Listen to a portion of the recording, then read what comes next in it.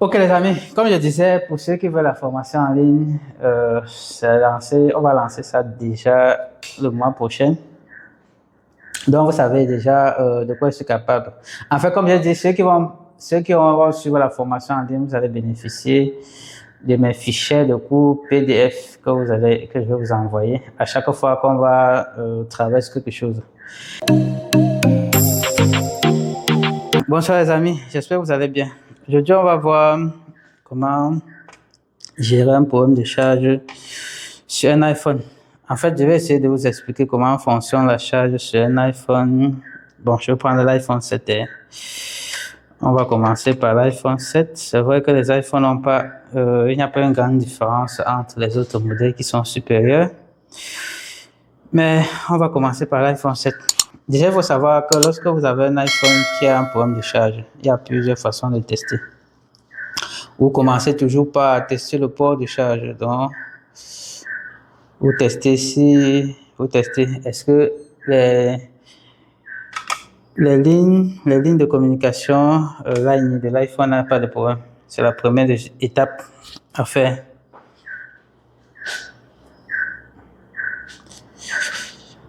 Donc, on rapproche un peu. Regardez, ça met test. On va voir, voilà. Comme là, vous pouvez voir, regardez, les valeurs sont en vert. Toutes les valeurs sont en vert, sauf ce qui est au milieu. Normalement, c'est OL. C'est juste que ce qui est au milieu, c'est OL. Mais les modèles inférieurs, genre les 7 en descendant, ça affiche une valeur là-bas. C'est juste que la valeur est grande, du coup, ça ne peut pas s'afficher. Lorsque les valeurs sont comme ça nous indique que notre plaque de charge n'a pas de problème. Et ça nous donne aussi quelques informations sur la puce U2. Ça veut dire que, en ce qui concerne les lignes, si la puce U2 n'a pas de problème sur la partie contrôle et communication. Donc, c'est ça qu'il faut savoir au début. Donc là, si à cette étape, si on n'a pas de problème de charge, là, on peut être sûr. Lorsque vous vérifiez comme ça que toutes les valeurs sont en vert, vous pouvez être sûr que le problème se trouve au niveau de la carte mère. Ok, la deuxième étape va être de tester la charge. Donc, on va mettre notre téléphone en charge. Et on va vérifier la consommation. Là, il faut être très prudent lorsque vous branchez. Vous regardez la consommation. Bon, dommage qu'ici, on va faire sur un iPhone qui charge. Vous regardez la consommation. La consommation est importante. Parce qu'au niveau de la charge, on a plusieurs symptômes. Vous allez avoir les téléphones que lorsque vous mettez au charge, étant éteint, le téléphone charge. Par contre, lorsque ça s'allume, ça ne charge pas. Il y aura les cas que lorsque vous mettez en charge, il n'y aura pas de consommation ni rien d'autre. Ok, la troisième étape, ça va consister à vérifier la consommation sur l'alimentation.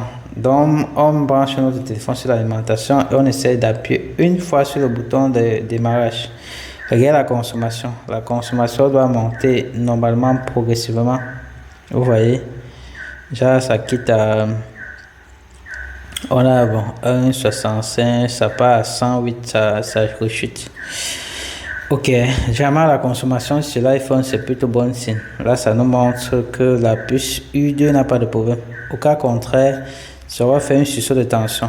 Bon, j'ai fait une vidéo là-dessus, vous pouvez regarder sur la charge de l'iPhone 7. Donc vous pouvez regarder ça, vous allez voir comment ça réagit. Ok, là on va essayer de démarrer le téléphone, vous allez voir comment le téléphone démarre bien. Là on insiste sur la touche parce que pour que le téléphone démarre, il faut tenir quelques millisecondes ou peut-être une seconde. Là vous voyez que le téléphone démarre très bien. Ce téléphone n'a pas de problème de charge.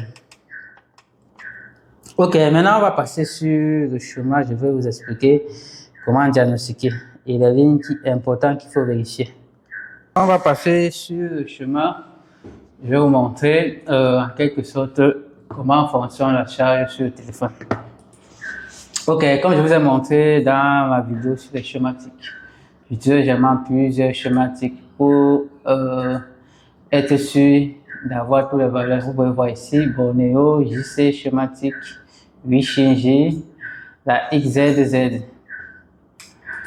Ok, là, je vais aller, allons sur le diagramme. Ça, c'est le diagramme de charge de l'iPhone 7 Plus. En fait, c'est la même chose. L'iPhone ne change pas trop. 8 Plus, c'est la même chose. À partir de X jusqu'à 11 Pro Max, c'est la même chose. Ok, les amis, comme vous voyez ici sur le diagramme, on va aller sur la carte, mais je vais vous montrer les lignes qu'il faut d'abord vérifier. Comme vous voyez ici, vous voyez sur le diagramme, on a la ligne, voici les lignes qui, l'alimentation. Ok, on va d'abord commencer par la ligne d'identification. J'ai dit, notre port USB nous permet de connaître les lignes d'identification. Je vais aller sur Bornéo, je vais vous montrer. Ça, c'est Bornéo iPhone 7. J'ai pris la Qualcomm, j'ai pris charge data. Voici comment il montre en quelque sorte les lignes qui servent au niveau de la charge. Voici ça, vous pouvez voir au niveau du connecteur de port de charge, on a plusieurs lignes. Les lignes ici, on a la ligne de transfert des données et les lignes de contrôle qui sont très importantes. Ok, je vous explique. Déjà, on était notre étape 1 de diagnostic. J'ai dit que le problème, vu que notre test de port de charge affichait les valeurs en mode 2, ce qui indiquait que la plaque de charge n'a pas de problème. Donc, on n'a pas de problème avec le connecteur de charge ici. Donc, ici, ça ne sert à rien de vérifier. Si on avait par exemple les lignes qui n'affichaient pas, on pourrait venir contrôler pour voir les lignes qui sont coupées. Comme ça, tout était en vert, ça indique que toutes les lignes ici sont bonnes. Ici, vous savez, les iPhones ne sont pas comme les Android. Pour qu'un iPhone fonctionne, il faut une validation. C'est pour ça que on a plusieurs lignes comme ça. Déjà, il faut savoir que au niveau du port Lightning jusqu'à la puce USB, on a plusieurs lignes généralement qui sont importantes pour le contrôle. Là, je vais vous montrer ça. Vous pouvez voir ici, on a regardez juste ici. Voilà, vous allez voir ici, on a la première ligne de contrôle, c'est le détecteur. Ça, c'est pour détecter le chargeur. Il faut savoir que si la ligne ne donne pas, la ligne est facile parce que le port nous a montré que toutes les lignes sont bonnes. Si la ligne ne donne pas, votre téléphone ne charge pas, ça ne détecte pas le chargeur. Quand on a branché le chargeur, ça ne réagit pas. On a deux autres lignes, qui est la ligne, elle se trouve où, voilà, la ligne Tristar ACC1 et ACC2. Les deux lignes ici sont les lignes, ce sont les lignes, je dirais quoi, en fait ça fonctionne comme les lignes d'identification. Si vous avez les deux autres lignes ici qui ne sont pas là, si une des lignes est coupée, votre téléphone ne charge pas, ça ne détecte pas le chargeur. Donc lorsque vous branchez le chargeur, rien ne doit se passer. Ce sont les étapes, ce que j'appelle les étapes de validation. Déjà, mon port de charge m'a montré que tout ça est bon. On a aussi la quatrième ligne qui est la ligne VBus qui est de 5 volts. On a eu les valeurs là-bas, ce qui montrait que tous les 4 lignes ici sont bons. Ce sont les lignes que je vais appeler les lignes de validation de USB. Pour que l'iPhone commence à charger, toutes les étapes ci, les 4 étapes ci, ça doit être d'abord rempli. Les validations ci vont être là. Ok, supposons il y a que la validation est là. Ce qu'il faut tester au niveau de la carte, mais vu qu'on a déjà on a testé notre port de charge, n'a pas de problème, on va venir au niveau du connecteur. Ce que vous allez contrôler maintenant, vous allez vérifier si au niveau de votre carte, mais on a la tension VBus vérifier la valeur de la tension VBus. Vous allez vérifier. Voici VBus sur la ligne ici. On a le point de test ici. Vous pouvez soit le tester au niveau d'ici. Vous pouvez soit le tester au niveau d'ici, au niveau du point de test. Vous pouvez aussi le tester juste ici, au niveau du condensateur qui se trouve ici. Ici, lorsque vous testez la charge, la valeur que vous mesurez ici, ça doit être supérieur à, donc la valeur VBus, parce que j'ai dit ça, c'est la tension qui vient du charge, ça s'appelle VBus. La tension VBus, désolé, c'est pour ça que il va me falloir une tablette pour écrire. La souris, parfois ça arrive que ça danse, du coup, c'est difficile de travailler avec. Je pense qu'avec une tablette, pendant la formation, l'explication va être simple. Donc déjà ici, je disais que VBus doit être supérieur à 4,8 volts. C'est-à-dire que ça, c'est la première chose que vous allez contrôler sur la carte mère. Que VBus est supérieur à 4,8 volts. Ça veut dire que si vous avez une tension au niveau de VBus, au lieu d'avoir une tension déjà 5 volts ou 5,2 volts, vous avez par exemple une tension de 4 volts. Bon, 4 volts, 4,2 volts, déjà même 4,5 volts, votre téléphone ne va pas charger. Oubliez. Donc ça, c'est la première des choses à vérifier. Est-ce que la tension VBus dépasse les 4,8 volts? Si ça dépasse, normalement, vous pouvez continuer le diagnostic. Ça, c'est la première étape. OK. L'étape c'est validée. Maintenant, on va passer à l'étape à l'autre étape. OK, ici, vous pouvez voir. Ici, on a plusieurs lignes. Ne vous embrouillez pas avec toutes les lignes ici. Il n'y a que quelques lignes qui sont importantes. À part les lignes de... Ici, on avait les lignes transfert de données et de VBus. Ce qui va nous intéresser, on a laissé toutes les autres lignes. On se concentre plutôt sur la ligne de charge maintenant. Donc, c'est VBus uniquement qu'on va regarder. OK, je vais prendre l'autre chemin. Je prenais Bornéo juste pour vous montrer la validation. Mais on va prendre maintenant l'autre schématique. Je pense qu'on pourra prendre le... Prenons, ça c'est la GIS schématique. Déjà, j'ai dit, on va commencer par aller au niveau de la tension VBus. Voici VBus. Lorsque vous cliquez sur VBus, regardez. Bon, je peux aussi bien le faire avec Bornéo. Bornéo, c'est plutôt facile de suivre la ligne. Vu qu'on ne met pas les points, là, on a directement le trait. Bon, je vais le faire sur Bornéo. Je vais aller sur Bornéo, on va aller sur Bitmatch. Je vais aller prendre au niveau du connecteur de plaque de charge. Donc, voici notre VBus qui sort. On a dit que ça doit être supérieur à 4,8 volts. On va suivre la ligne. Donc, on va... Lorsque VBus sort, ça part ici. Sur quel endroit on va voir ici. Suivez très bien. Vous pouvez voir, premièrement, je suis allé très loin. On voit ici, ça passe par deux condensateurs ici, un autre condensateur. On a aussi deux autres condensateurs ici. Si on continue de suivre la ligne, ça veut dire que si ça en court-circuit, ça peut être dû à l'un des condensateurs là. Si on continue de suivre la ligne, on tombe où? Suivant la ligne, ça part au VBus.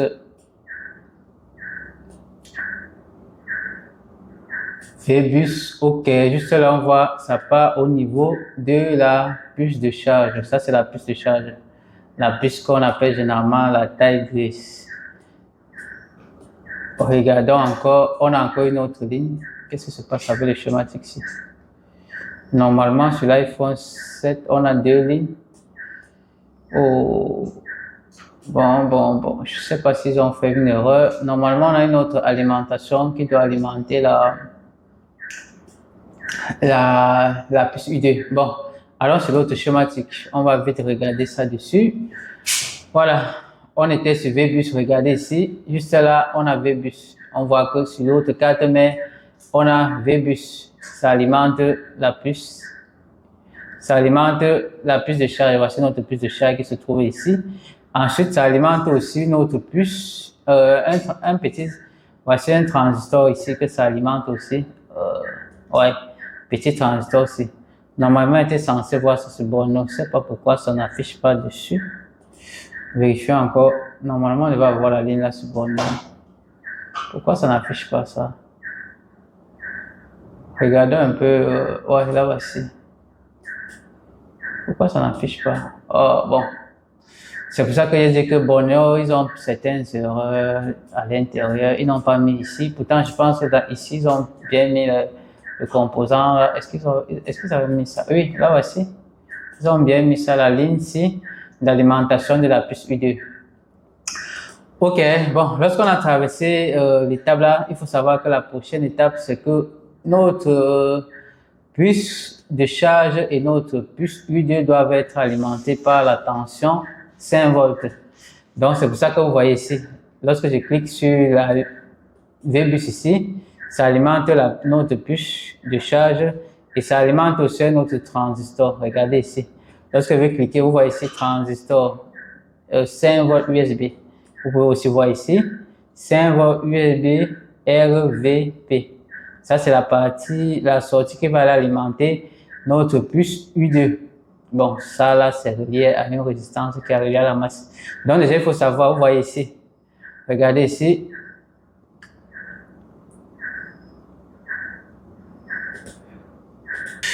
J'ai la souris là qui disjoncte parfois un peu. Bon, regardons ici. Vous pouvez voir ici. On a ici. Ici, vous pouvez voir, on a ici là, vous avez 5 volts ici. PP 5 volts. PP 5 volts. Il faut connaître que les lignes sur les tensions commencent toujours par PP. Quand vous voyez PP, ça veut dire que c'est une ligne de tension. Et ici, on n'a pas de... Donc, vous voyez la tension qui entre, c'est la même tension qui sort ici. Donc, ce qui fait que si vous arrivez, si vous partez vérifier au niveau de votre... Si vous partez vérifier, est-ce que, voilà, lorsque notre tension quitte ici, après VBus, ça vient au niveau du transistor, ça va sortir par ici. Vous voyez, on a la même tension qui entre et la même tension qui sort. Ça veut dire que si vous allez au niveau du... Lorsque je clique ici, vous voyez ici, c'est relié à un condensateur et ça alimente notre puce U2 qui se trouve ici. Ce qui fait que si vous n'avez pas... Si par exemple, lorsque vous branchez votre chargeur, que vous contrôlez la tension est bonne, vous vérifiez au niveau de la puce, au niveau de la puce de charge alimentée. Maintenant, vous venez vérifier, est-ce que la puce, vous pouvez vérifier au niveau du condensateur, si vous voyez. Vous vérifiez, est-ce qu'on a 5 volts ici? Si on n'a pas 5 volts ici, ça veut dire que le problème vient de ce petit transistor. Le petit transistor, c'est pas important, vous pouvez le bypasser. Vous l'enlevez, s'il a un problème, vous prenez un petit fil, vous jumpez la ligne ici, comme ça. Vous allez jumper comme ça, la couleur.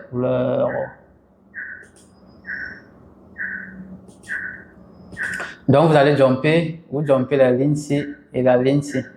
Faire un jumping comme ça, normalement ça doit passer. Il faut que la puce U2 soit alimentée. Ok les amis, passons à l'étape suivante. Notre puce de charge et notre puce U2 est alimentée par VBus qui est de 5 volts.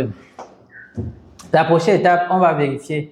Ici, il faut savoir que lorsque la puce, pour que le téléphone commence à charger, lorsque la puce U2 et la puce, bon, voici la puce U2 ou la puce USB est alimentée et que notre puce de charge est alimentée, il va falloir l'activation parce que pour que le téléphone commence à charger, il va falloir que notre puce USB active la puce de charge. Il faut qu'il lui donne le signal. Donc, allons un peu on va aller sur cette charge. Prenons la puce de charge, c'est encore mieux. Là, c'est plus facile à utiliser à expliquer en utilisant la puce de charge. Ok, là, je vais double-cliquer. J'espère que là, vous voyez très bien.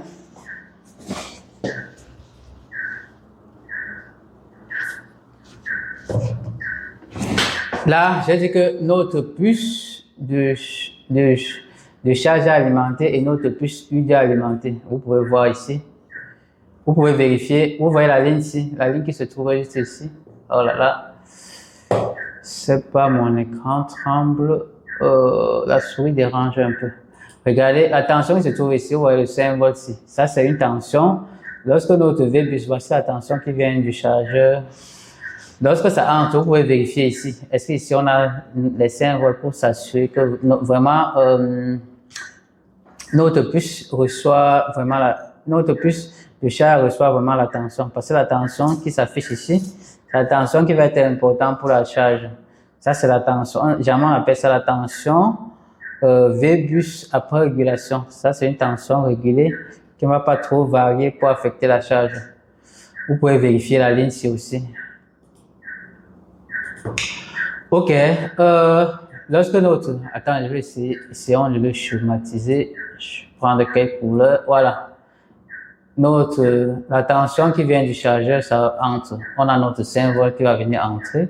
Lorsque ça entre et que la puce U2 est alimentée, la puce U2 va envoyer le signal sur la ligne-ci, à travers la ligne-ci. Je vais vous montrer. À travers la ligne-ci. Vous voyez la ligne bus OVP off. Ça, c'est le signal que la puce U2 va envoyer pour que notre téléphone commence à charger. Bon, j'ai pris plutôt... Oh là là là là là. Ça, c'est le signal que la puce USB va envoyer pour que notre téléphone commence à charger. Donc, le signal que la puce USB va envoyer à la puce de charge pour que notre téléphone commence à charger. Ça, c'est Tristal to taille grise. Donc, ça veut dire de la puce U2 vers la puce de charge. Ça, c'est le signal qu'il faut qu'il donne. Tant que le signal n'est pas là, votre téléphone ne charge pas. On va aller sur la carte mère, on va voir la ligne là. Allons sur la carte mère, on va essayer de regarder la ligne là directement. Ok, là, je vais cliquer dessus et on va aller directement sur la puce U2. Parce que trouver ici, c'est plus facile que de le trouver sur la puce U2. Là, il suffit de suivre la ligne. Ici, je clique ici. Regardez. Attends, je double-clique d'abord. Ensuite, regardez. Ici, c'est simple. Voici la ligne VBus off. Je vais cliquer dessus. Là, ça me montre directement sur la ligne là, au niveau de la carte, mais vous voyez la ligne. C'est une ligne qui communique directement de la puce de charge avec la puce USB ou la puce U2. Là, vous pouvez bien voir, regardez la ligne. Donc, la ligne, la tension qui est d'ici, ça part jusqu'ici. Donc, ça, c'est la ligne d'activation. Tant que votre téléphone ne reçoit pas la ligne d'activation là, il n'y a pas de charge. Ce qui fait que parfois, le problème peut être dû à la puce U2. Ici, il faut contrôler la ligne là. Il faut savoir que la ligne-ci mesure, ça a une tension de 1, en fait, pour le tester, généralement, le tester avec le surcop. Vous ne pouvez pas le mesurer avec le multimètre. Parce que l'activation de l'iPhone se passe comment? Lorsque vous branchez votre téléphone, la puce 2 va envoyer le signal. La ligne ici, c'est le signal. Le signal vient comment? Comme ça, le signal. Pour ceux qui connaissent le signal vient sous forme de comme ça. Donc, à chaque fois, on va avoir 0, 1,8 volts. Bon, là, ça peut varier. J'ai pris 1,8 volts. Le signal, ça peut être plus. Ça dépend du téléphone. Ça peut être même 4 volts. Parfois, sur les autres modèles, déjà, les téléphones supérieurs ont parfois jusqu'à 3 volts au niveau du signal. Mais il faut savoir que, ce qu'il faut savoir ici, c'est que le signal doit être comme ça. Tant que le signal varie comme ça, déjà, ça chute, ça remonte, c'est plutôt bon. Et la façon de tester le signal, c'est d'être sûr du signal-ci, c'est de le tester avec le surcop. Je pense que je vais acheter. Pour ceux qui vont s'inscrire pour la formation en ligne, je vais vous montrer comment on teste le signal comme ça. Ok, il y a aussi une autre façon de le tester. Je pense que bon, la partie là est réservée. Je peux pas vous dire ça, mais dans cette vidéo, je peux pas vous dire ça. Mais je peux vous dire que vous pouvez aussi le tester aussi en mode diode. Regardez, vous enlevez parce que ici le signal vient de la puce U2 ou la puce USB. Vous pouvez retirer votre puce de charge, vous mesurez, est-ce qu'on a la valeur en mode diode? Vous voyez la valeur ici en mode diode. Vous mesurez, si vous avez la valeur en mode diode, ça veut dire que le signal peut être là ou pas. C'est pas parce qu'on a une valeur en mode diode que notre puce U2 doit faire son travail. Parce qu'il arrive que, au lieu que notre puce U2 envoie le signal comme ça, je vous explique ça, au lieu que notre puce U2 envoie le signal comme ça, en fait, déjà, on a un signal carré qui varie chaque fois. Parfois, il arrive que lorsque vous démarrez votre téléphone, le signal va bien commencer à 0. Ça va commencer à 0. Après, ça va être toute une ligne droite comme ça. Du coup, votre téléphone ne va pas charger. Ok, je pense que sur ce parti-là, je vous ai bien expliqué. Ça, c'est la validation. Maintenant, lorsque notre puce de charge reçoit la validation, normalement, si tout est bien, la charge va s'effectuer. Allons encore sur le chemin. Je vous explique. Donc, on a déjà reçu notre validation. Maintenant, qu'est-ce qui se passe? Lorsque notre puce de charge reçoit la validation, qu'est-ce qui se passe? Normalement, on doit avoir, prenons le schématique là. Lorsqu'il reçoit la validation, normalement, le processus de charge va s'enclencher.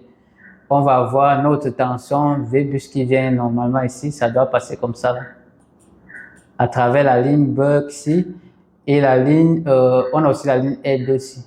Lorsque ça reçoit ça, on doit avoir une tension entre la ligne Buck et une autre tension sur la ligne Boots. Attends, oui, vous allez aussi avoir une autre tension sur la ligne Boots.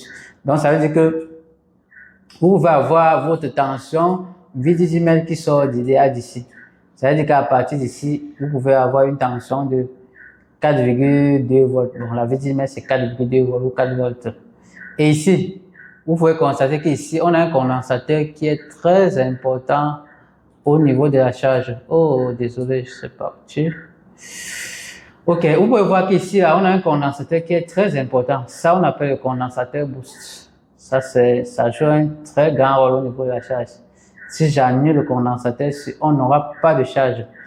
Ok, qu'est-ce qui se passe? Lorsque vous connectez le chargeur et que la validation est effectuée, normalement, vous devez avoir une tension ici vous devez normalement avoir une tension ici. On va voir notre V-bus qui vient, ça va traverser ici, ça va sortir. Et normalement, on doit avoir une tension. Bon, il faut savoir que je vais augmenter. Normalement, ici, vous allez avoir normalement une tension ici de 4 volts ou de 4,2 volts. Prenons 4 volts. Vous allez avoir 4 volts. C'est les 4 volts ici qu'on va utiliser pour alimenter le téléphone lorsque le téléphone est en charge et aussi qu'on va l'utiliser pour recharger le téléphone. Lorsqu'on a un 4 volts qui vient ici, donc ça veut dire que si vous trouvez le condensateur ici, de ce côté, vous allez avoir une tension de 4 volts. De ce côté-ci, vous allez avoir une tension de 8 volts. Bon, pourquoi 8 volts ici? Je vais vous expliquer, pour ceux qui vont suivre une formation en ligne, je vais vous expliquer, si vous n'avez pas une tension de 8 volts ici, d'où vient le problème. Ok, continuons. Voilà. Donc, on a déjà notre tension de 4 volts ici. Qu'est-ce qui se passe? Il faut savoir que sur les iPhone 8, normalement, après notre ligne principale VDG qui sort la charge qui vient de la ligne ici, normalement ici, on a les bobines qui sont montées. Mais sur les iPhone 7 et 8, on a plutôt une grosse puce. Vous allez voir les modèles supérieurs. Ici, on doit avoir déjà 2 ou 3 bobines, ça dépend. Mais ici, comme on a un composant qui gère ça ici. Je vais vous montrer ça. C'est la M28 2800. C'est la puce C. Attends, je vous montre ça. La puce C. Voilà, regardez. Bon, c'est mieux que je clique dessus. Vous allez voir là voici. Je vais cliquer sur la ligne. Ça ne passe pas. Bon. Ou je peux aussi cliquer sur le condensateur boost. Voilà, regardez. C'est la puce qui se trouve ici. La puce ici. Vous voyez la puce ici, là.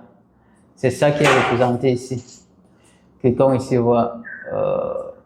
Bon, en fait, ça, c'est la puce. La puce ici, ça remplace les bobines. Ça joue un peu le rôle des bobines. C'est ça qui va booster. Et c'est ça qui va, à chaque fois, switcher. Parce que, je dis que, bon, je pense que j'expliquerai ça. Si avec les bobines, je pourrais vous expliquer en fait un peu comment la charge fonctionne. S'il n'y a pas la bobine, ça va être compliqué. Je pense que je vais faire aussi une autre vidéo avec l'Android. Là, ça va être plus facile de vous expliquer par là. Mais déjà, ce qu'il faut retenir ici, c'est que lorsqu'on a la validation, normalement, on doit avoir une tension de 4 volts ici. Revenons. Lorsque vous avez votre tension de 4 volts, qu'est-ce qui se passe? Je dis qu'ici, normalement, c'est mieux que je représente. Normalement, ici, vous avez, ici, là, la partie ici, là, oh là là. Oh. La partie ici, là, normalement, ça, c'est une bobine ici. On va remplacer tout ça par une bobine pour que ça nous facilite la compréhension. Lorsqu'on a notre tension de de 4 volts qui sort ici. Après la validation qui est assurée par le USB, par la puce USB, on a une tension. Le 4 volts qui vient, ça va traverser la bobine qui est ici. Donc ici, on doit avoir 4 volts. 4 volts ou 4,2 volts. C'est la tension qui est ici, là, maintenant, qu'on appelle la tension VDD-MEL. C'est la tension ici qui va aller alimenter votre téléphone lorsque votre téléphone est en charge et qu'on va aussi l'utiliser pour charger le téléphone. Attendez.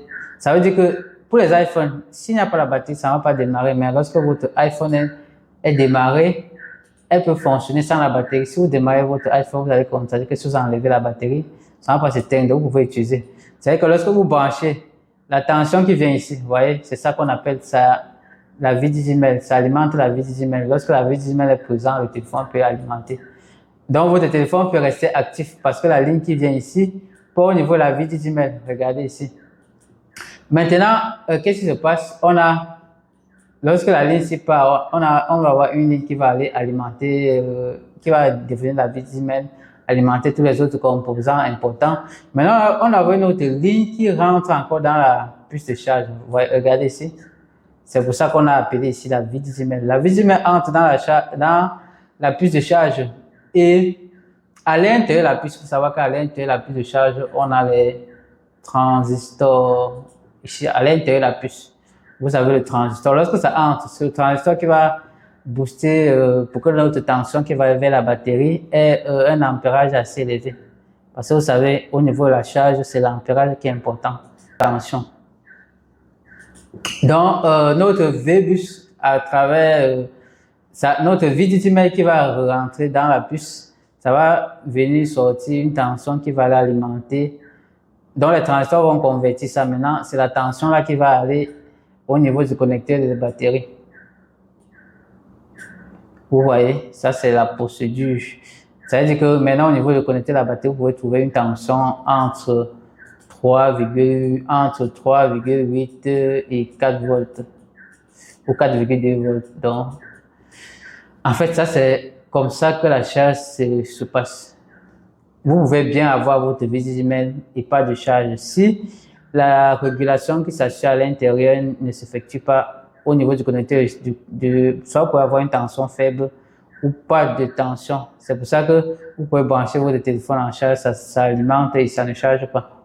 Là, vous pouvez voir ici, on a l'autre transistor MOSFET qui se trouve ici. Ça joue le rôle de... Lui, c'est pour, au niveau de arrêter la charge. Lorsque votre téléphone est coupé, c'est ça qui va couper la charge. C'est pour ça que vous voyez ici, Tigris Active Diode. Bon, c'est ça qui permet de couper la charge.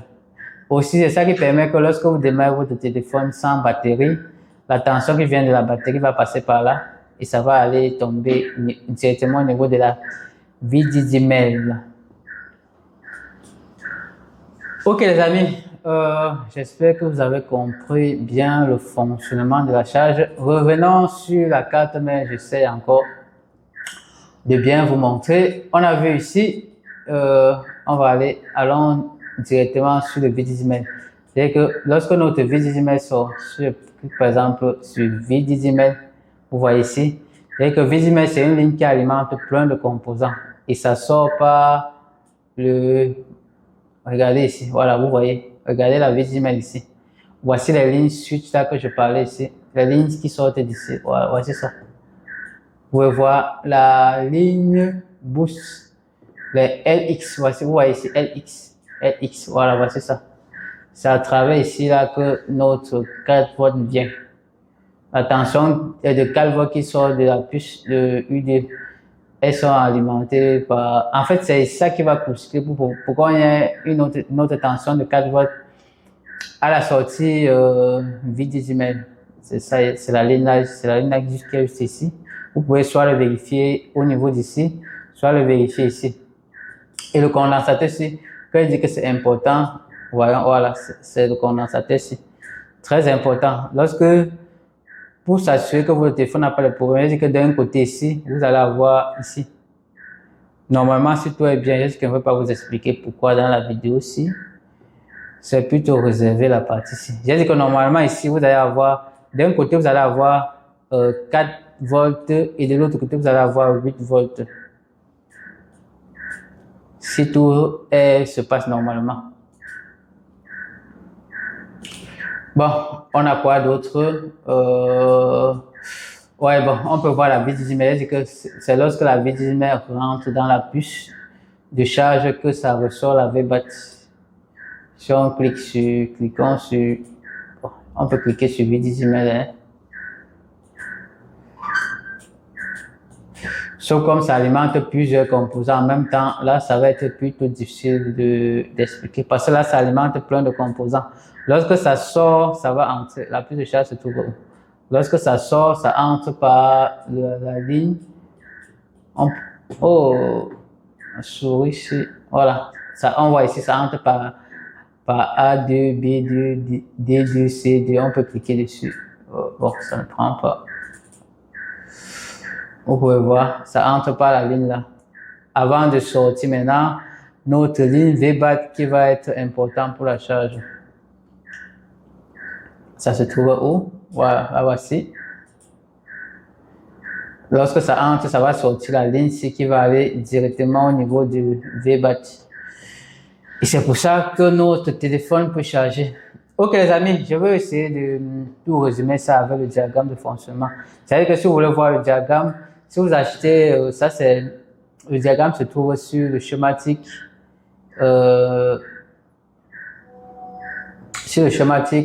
ici, ça c'est la XZZ, vous pouvez trouver le diagramme de fonctionnement dessus. Ok, et je peux vous montrer, pour ceux qui, il y a certaines lignes ici que je n'ai pas montré, bon, je pense que je vais revenir dessus.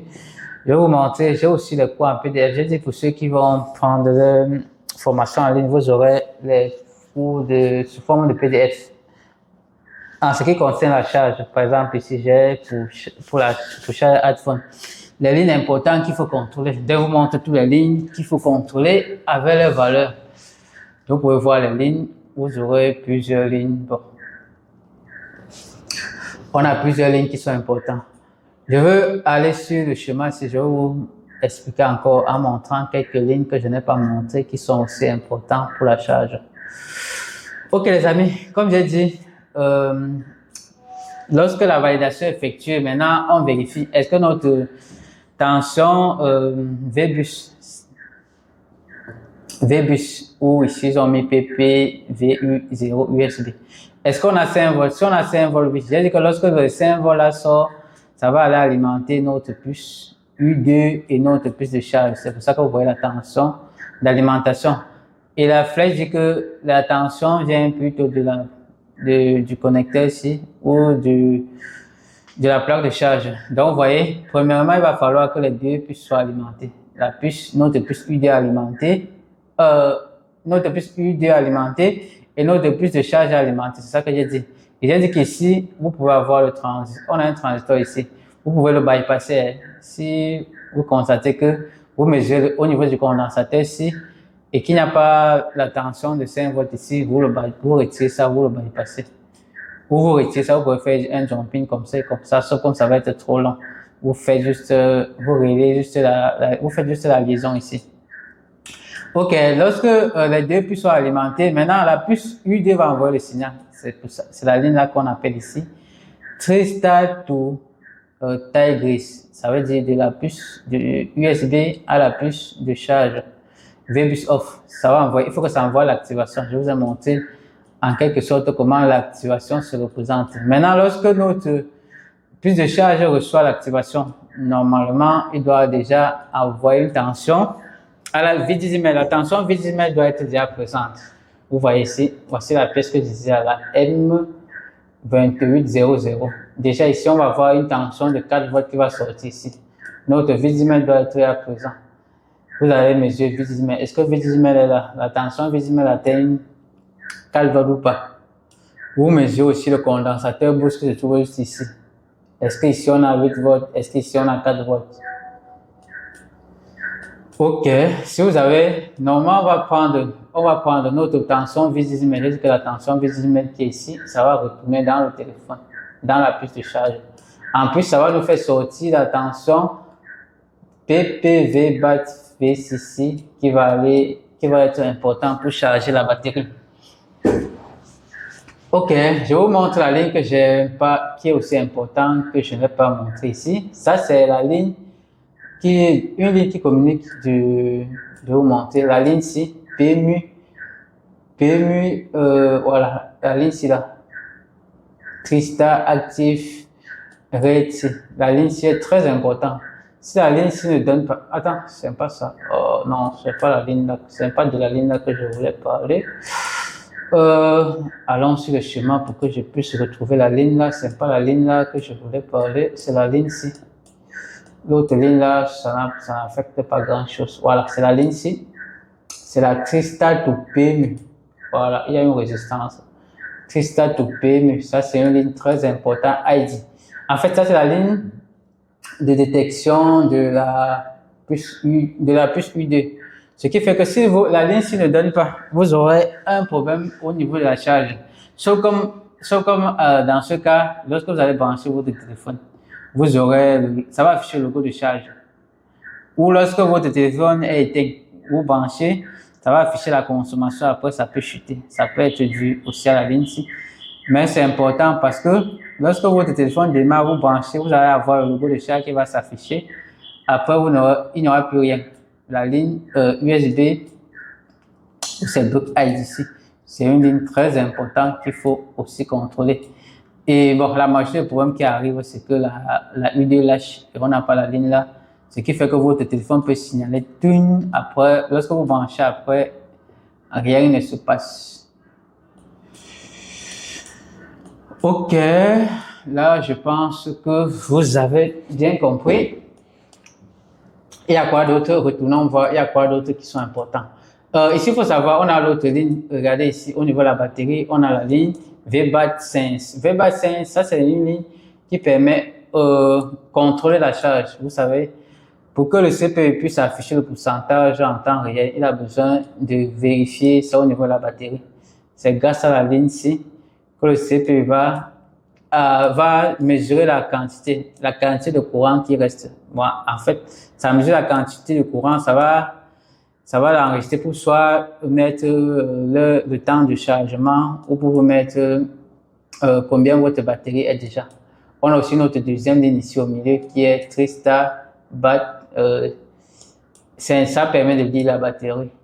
La ligne ici, c'est pour lire la batterie. Ça peut aussi gérer oui. Ça permet de lire la batterie et gérer aussi la détection de la batterie, la ligne ici. Maintenant, vous voyez, on a aussi d'autres lignes ici. Regardez la ligne ici. Regardez. Ah oui, c'était la ligne ici que je parlais. Regardez la ligne ici aussi. On a aussi la ligne ici. Vous voyez la ligne de communication avec CPU. Déjà, on a VBus USB Detector. On a I2C Serial Clock, I2C Data. Bon, ici, je vais vous expliquer vite fait. Il faut savoir que ceux-ci-là, la ligne ici, n'affecte pas les charges directement. Ça veut dire que c'est pour ça que je dis que lorsque vous gérez l'iPhone, il faut être prudent. Toujours lorsque vous branchez le chargeur au départ, téléphone éteint, vous vérifiez s'il y a la consommation. Si c'est que parce que la ligne ici ne peut affecter que lorsque le téléphone est démarré. Parce que je vous ai dit, la validation, lorsque je parlais de la validation avec U2, pour que l'achat puisse s'effectuer, pour que le signal s'y sort déjà, il faut savoir que la puce U2, le câble que vous avez branché, vous branchez par exemple un câble, vous avez vu les erreurs de câble en disant que câble ou c'est non compatible, iPhone met les erreurs de câble. Si c'est que la puce U2 détecte que le câble ne correspond pas ou qu'il y a un problème, il n'y aura pas de signal.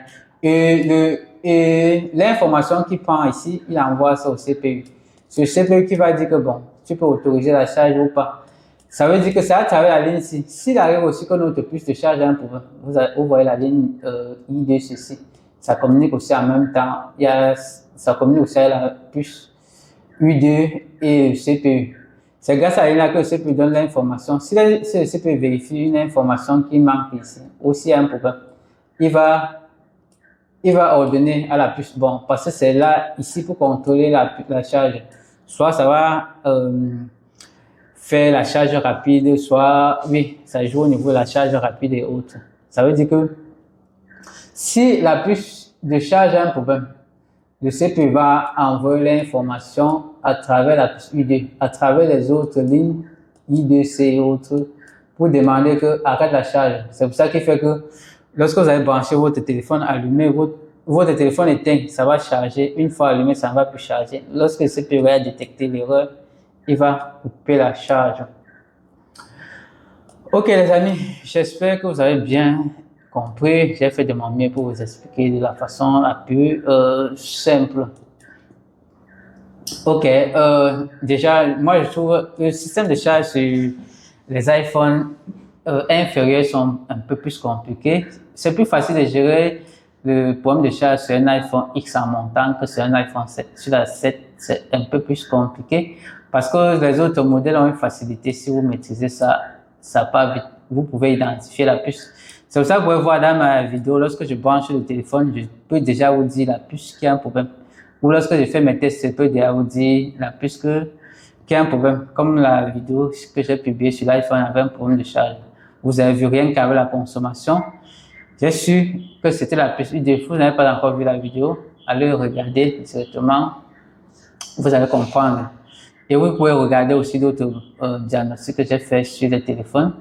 C'est vrai que certains, j'hésitais encore entre les deux puces. Mais maintenant, avec les contrôles et tout ce que je connais, je peux être sûr que c'est telle puce ou telle autre puce. Ok les amis, si vous voulez connaître les autres informations qui sont très importantes, surtout en ce qui concerne les marques, les modèles supérieurs, vous connaissez ce qu'il faut rester à faire. Et aussi, je vous ai dit que j'ai le support pour tous ceux qui feront la formation. J'aurai les supports, je vous montre toutes les lignes qui sont importantes et toutes les lignes qu'il faut vérifier et les valeurs de la ligne. Ok, et bon, actuellement, je suis en train de bosser sur boot séquence. Ça, c'est ce qui concerne l'Android. Ça, c'est le système de démarrage. Ça, c'est au cas où vous avez un téléphone qui ne démarre pas, les tensions qu'il faut vérifier, etc. Bon, je suis encore dessus. Parce que monter ça, ça me prend pas mal de temps. Donc, vous voyez, vous aurez la chance de connaître, mesurer les lignes qui sont importantes au niveau de la charge. Ça, c'est l'Android. Je ferai aussi pareil pour l'iPhone.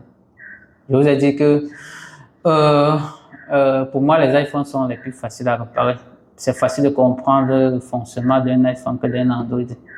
Parce que sur les iPhones, on a toutes les informations. Par contre, avec l'Android, ce n'est pas le cas.